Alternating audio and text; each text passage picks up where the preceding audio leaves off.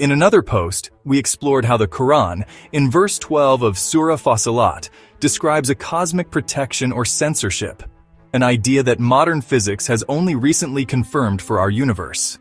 Now let's see why this protection exists and what exactly it is protecting.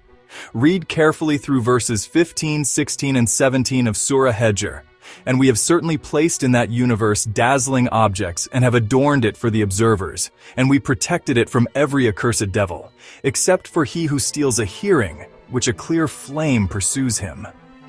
The Quran describes a universe protected by a censorship mechanism woven into the very fabric of our world.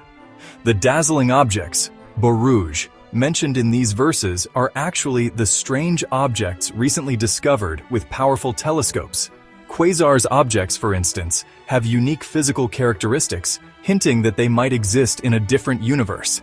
For example, their flickering is a mystery and their time dilution is debatable. So first, the universe that those observable dazzling objects reside is the universe which is protected by the cosmic censorship in our universe. Second, in contrast to the places in the Quran where stars are mentioned as adornment in general, the adornment mentioned here is restricted to the observers, scientists who are admired by the peculiar properties of those celestial objects.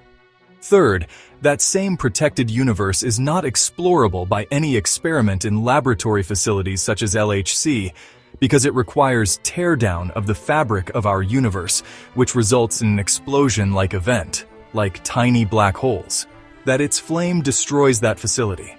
If you wonder why experiments of physics are represented as hearing in those verses, note that in modern precision cosmology, a cosmological experiment is called listening to the cosmos, as it is emphasized by famous scientists such as Brian Greene in his book titled The Fabric of the Cosmos.